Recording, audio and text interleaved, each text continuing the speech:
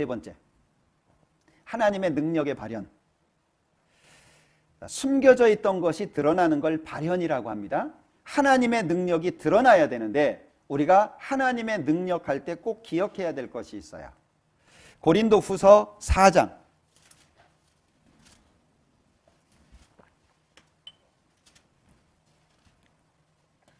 고린도후서 4장 7절입니다. 우리가 이 보배를 질그릇에 가졌으니 이는 능력의 시임이 큰 것이 하나님께 있고 우리에게 있지 아니함을 알게 하려 함이라. 이건 반드시 기억하고 시작하셔야 됩니다. 뭔가 하다 보면 능력이 나한테 있다고 생각하는 경우가 생겨요. 많이 배울수록 더 겸손해야 되고 많이 가질수록 더 낮아야 되고 부유할수록 여유가 있을수록 돈의 가치를 더 세밀하게 따지셔야 됩니다. 내가 쓰는데 쓰고 먹고 쓰고 이렇게 살아가는데 어려움이 없다. 돈의 가치 더 크게 느끼셔야 돼요. 1,000원 한 장이 커야 됩니다. 자칫 잘못하면 우리는 마치 능력이 나한테 있는 것처럼 산다 그 얘기예요. 능력이 나한테 있는 게 아니에요. 난 아무것도 아니에요. 그래서 날마다 기도해야 되고 그래서 날마다 무릎을 꿇어야 되고 자신의 부족함을 하나님 앞에 고백해야 돼요. 이게 간단한 문제가 아닙니다. 왜 한때 쓰임을 받고 버려질까? 그 역사 속에 그런 사람들이 많잖아요. 한때는 정말 열심히 했어요. 칭찬도 받고 사람들이 야, 참 정말 훌륭하다 인정도 했어요. 그런데 버려지는 사람들이 있어요. 저는 두 가지로 정리를 해봤어요. 첫 번째는 유혹을 받아서, 두 번째는 교만해져서. 두 가지로 생각을 해봤는데 유혹을 받는다라고 하는 것은 왜 이렇게 생각을 해봤냐면 영원하고 신령한 것이 아닌 세속적인 것의 추구. 유혹은 그래서 받는다는 거예요. 뭔가 내 마음에 세상적인 게 들어오는 거예요. 그게 크든 적든 아주 작은 부분 깨지든 아니면 신랄 같은 틈이 벌어지든 어쨌든 내가 영원하고 신령한 것을 따라가야 되는 사람인데 세상적인 것이 들어오는 거예요. 좀 더 세상에서 화려하게 살고 싶고 예전에 제가 몽골 농인들 전도하고 있잖아요. 고등학생인가? 아마 그 정도 됐을 거예요.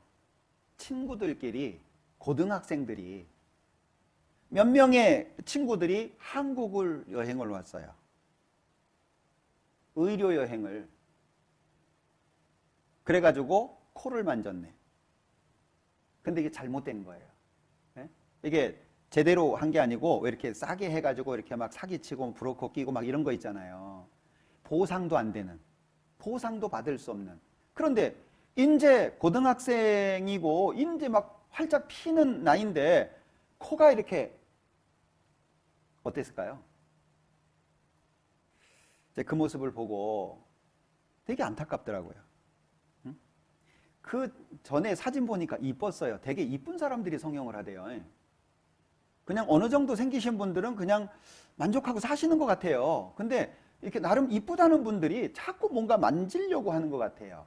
그래서 이렇게 연결을 해가지고 이렇게 성형 쪽에 아시는 분 해가지고 이렇게 수술을 해가지고 잘 이렇게 그래도 회복이 됐어요. 다행히. 그래서 다행이었는데 뭔가가 들어온단 말이에요. 아 이거? 아 저거? 아 요렇게? 아 저것쯤? 처음엔 작은 문제였어요. 근데 시간이 지나면 그게 커져요. 그 유혹을 받잖아요. 그러면 넘어져요. 가룟 유다. 그는 헌금통을 맡으면 안 됐어요. 요한복음 12장에 보면 저는 도적이라 그랬잖아요. 만약에 가룟 유다가 헌금통을 관리 안 했다면 근데 유다는 헌금통을 관리를 했어요. 대만은 이 세상을 사랑해서 바울 사도를 버리고 데살로니가로 가버렸어요. 그럼 대만은 이 복음서에 서신서에 대마 이름이 여러 곳에 나와요. 나의 동역자 대마, 바울 사도가. 그런데 디모데후서에서 이 대마가 나를 버리고 데살로니가로 가버렸다 그 얘기예요. 정말 놀라운 얘기잖아요. 사울 탈취하기만 급하여 하나님이 온데간데 안 보이는 거예요. 오히려 눈에 좋은 양, 좋은 염소, 좋은 것들만 눈에 들어오는 거예요. 처음부터 그랬을까요? 그는 자기를 위해서 기념비를 세운 사람이에요. 그러니까 지식을 치고 들어올 수도 있어요. 물질로 들어올 수도 있어요. 그런가 하면 명예나 권세를 통해서 들어올 수도 있어요. 유혹을 받으면 버려집니다. 그리고 또 한 가지는 교만해져서인데, 교만해지면 버려지는 거예요. 그러면 교만해진다는 것은 왜 그러냐면 세상적인 것을 소유함으로 인해서 하나님의 권세가 가리워지는 것, 이렇게 써놨어요 제가. 다시, 세상적인 것을 소유함으로, 교만은 없으면 안 생겨요. 거의.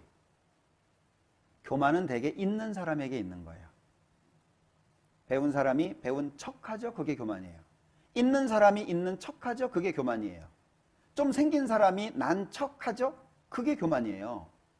그러니까 이 교만이라고 하는 것은 세상적인 뭔가를 소유함으로 말미암아서 하나님의 권세가 가리워지는 거예요. 참 슬픈 일이죠. 결국에 하나님 등 돌리는 거와 같아요. 대표적인 게 마귀죠. 마귀 어때요? 에스겔 28장에 보면 아주 아름답게 능력이 있게 지음을 받았습니다. 별 볼 일 없는 게 아니에요. 이 루시퍼는요 진짜 멋지게 만들어졌습니다. 그러니까 두 가지인데, 세속적인 것에 빠져서 하나님께 등 돌리거나 유혹을 받는 거죠. 유혹을 받는 건 등 돌린다, 이렇게 표현을 쓴 거예요. 그리고 세속적인 것을 힘입어서 하나님 대적한다, 그건 교만이에요. 즉 하나님을 대적하는 쪽으로 나가는 것이 교만이고, 하나님 등 돌리는 것이 유혹이다, 그 얘기예요. 그 두 가지 때문에 버려질 수 있어요. 제가 이 성경을 읽다가 참 되게 두려웠던 적이 한 번 있는데, 예레미야 36장 때문에였어요. 예레미야 36장을 한번 보죠.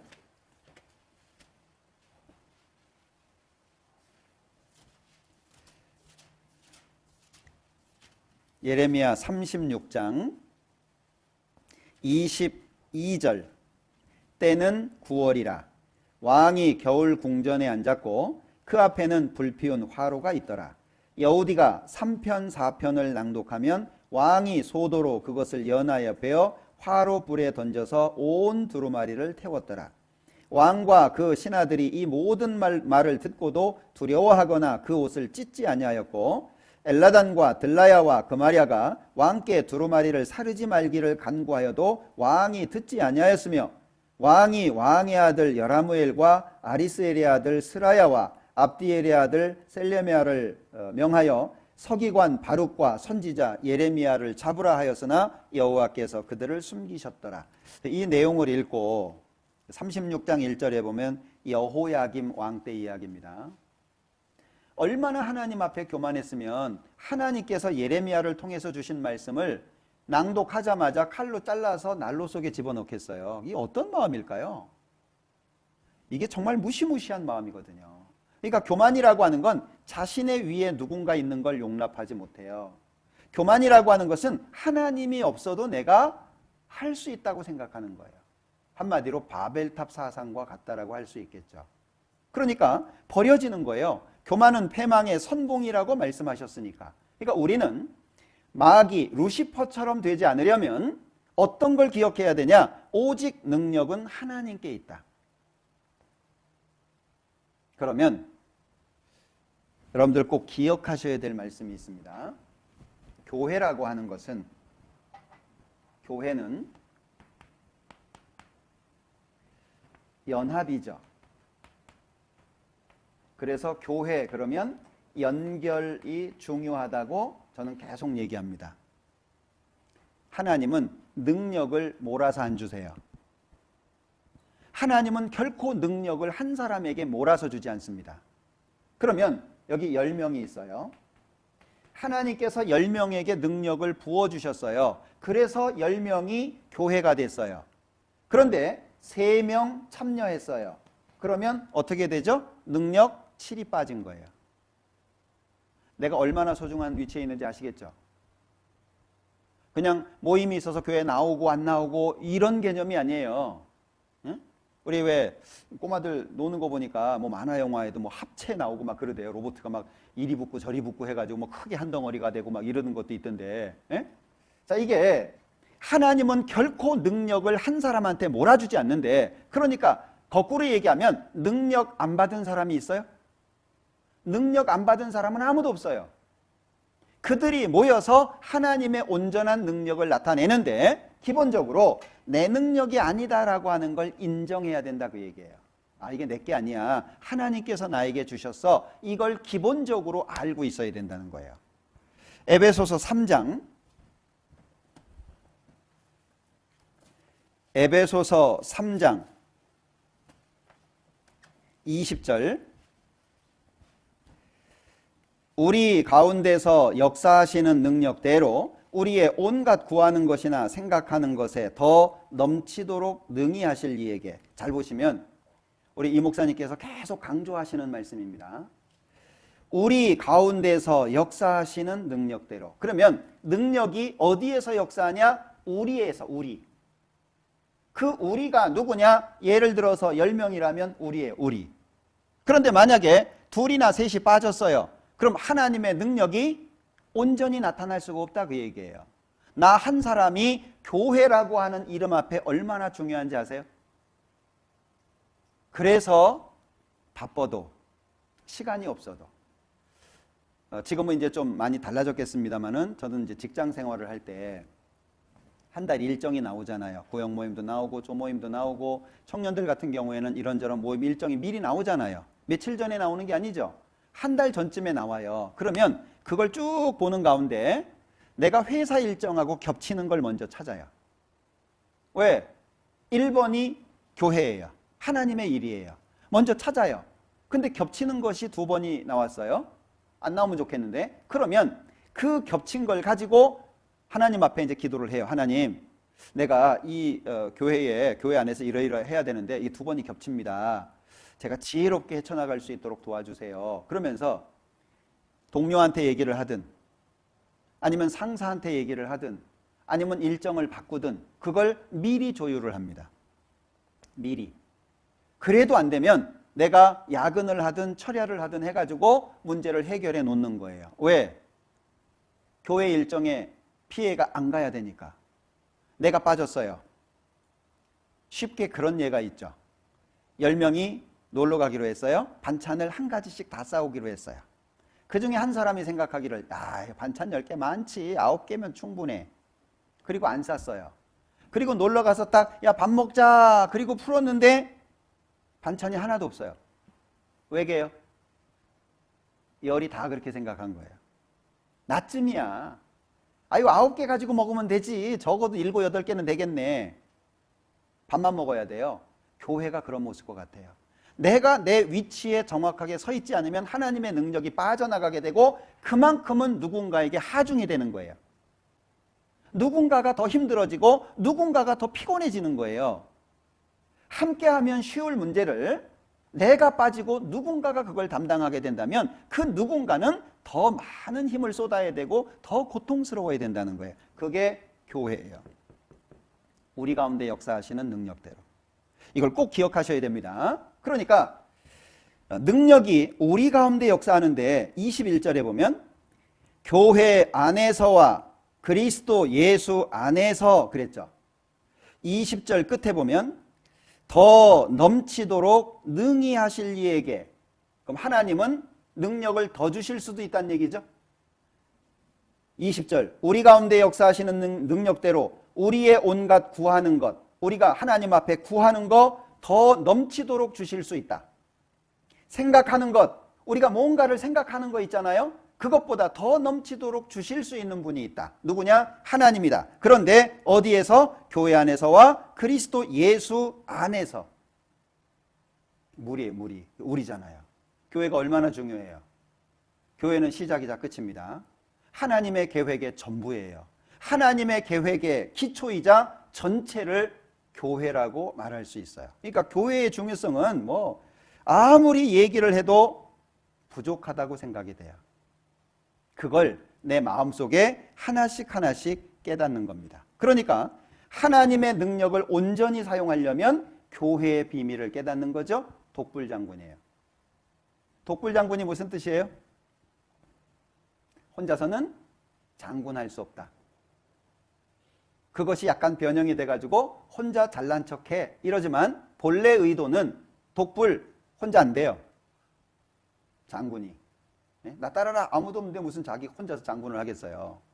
그러니까 이 하나님의 능력을 온전히 나타내려면 말씀드렸죠? 하나님의 능력은 한 사람에게 집중되지 않습니다. 교회가 나누어지는 만큼 하나님의 능력도 나누어져요.